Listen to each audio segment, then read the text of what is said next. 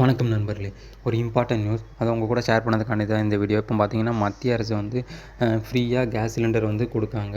So அது பார்த்தீங்கன்னா இப்போ ஃபஸ்ட்டு நீங்கள் இப்போ அப்ளை பண்ணுறீங்க அப்படின்னா ஃபஸ்ட்டு மந்த்துக்கு மட்டும் உங்களோட பேங்க் அக்கௌண்ட்டில் வந்து அந்த கேஸ் சிலிண்டருக்கான அமௌண்ட்டை வந்து உங்கள் பேங்க் அக்கௌண்ட்டில் வந்து சென்ட் பண்ணிடுவாங்க. ஸோ இதுக்கு மெயினாக பார்த்தீங்கன்னா உங்களுக்கு தேவையானது உங்களோட ஆதார் கார்டும் பேங்க் அக்கௌண்ட்டும் லிங்க் ஆகிருக்கணும். அதேமாதிரி ஆதார் கார்டும் ஃபோன் நம்பரும் லிங்க் ஆகிருக்கணும்.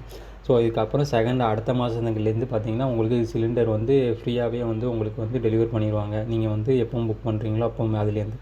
ஸோ அதுபோல் மெயினாக பார்க்க வேண்டியது என்னென்னா, இது யாரெல்லாம் எலிஜிபிள், எப்படி அப்ளை பண்ணணும், எங்கே போய் அப்ளை பண்ணணும், என்ன மாதிரி ப்ரூஃப்லாம் தேவைப்படுது வாங்க பார்க்கலாம். ஸோ இதுக்கு பார்த்தீங்கன்னா மெயினாக வந்து வறுமை கோட்டிற்கு கீழே உள்ள மக்களுக்கு வந்து இந்த பயன் வந்து போய் அடையணுங்கிறதுக்காண்டி தான் மெயினாக கொண்டு வந்திருக்காங்க. சப்போஸ் நீங்கள் வந்து நகராட்சியில் இருக்கீங்கன்னா நகராட்சி தலைவர், அப்படி இல்லைன்னா பஞ்சாயத்தில் இருக்கீங்கன்னா பஞ்சாயத்து தலைவரோட வறுமை கோட்டுக்கு கீழே இருக்கிறோம் அப்படிங்கிற மாதிரி ஒரு சான்றிதழ் வாங்கிக்கணும். அதுக்கப்புறம் பார்த்தீங்கன்னா நீங்கள் யார் பேரில் அப்ளை பண்ணீங்கன்னா உங்கள் குடும்பத்தில் உள்ள ஒரு பெண்கள் பேரில் தான் இது வந்து வாங்க முடியும்னு சொல்கிறாங்க. ஸோ அது போக என்னென்னா விண்ணப்பதாரர்கள் வந்து அவரோட ஆதார் அட்டை வச்சுருக்கணும், அப்படி இல்லைன்னா ஓட்டர் கார்டு வச்சுருக்கணும்.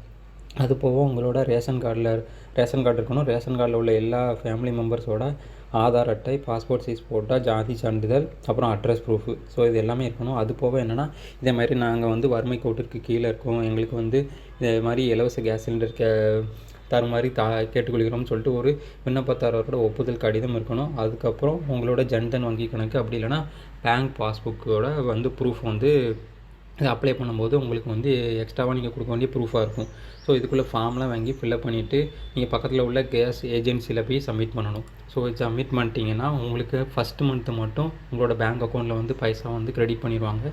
அந்த செகண்ட் மந்த்லேருந்து பார்த்தீங்கன்னா உங்களுக்கு நீங்கள் புக் பண்ணும்போது ஃப்ரீயாகவே சிலிண்டர் வந்து வீட்டில் வந்து டெலிவரி பண்ணிடுவாங்க. ஸோ இதில் வேறு எதுவும் சந்தேகம் இருந்துச்சுன்னா கமெண்ட் செக்ஷனில் மென்ஷன் பண்ணுங்கள். ஸோ இந்த வீடியோ யூஸ்ஃபுல்லாக இருக்குன்னா லைக் பண்ணுங்கள். வேறு யாருக்கும் யூஸ்ஃபுல்லாக இருக்குன்னு நினச்சிங்கன்னா கண்டிப்பாக ஷேர் பண்ணுங்கள். தேங்க்ஸ் ஃபார் வாட்சிங்.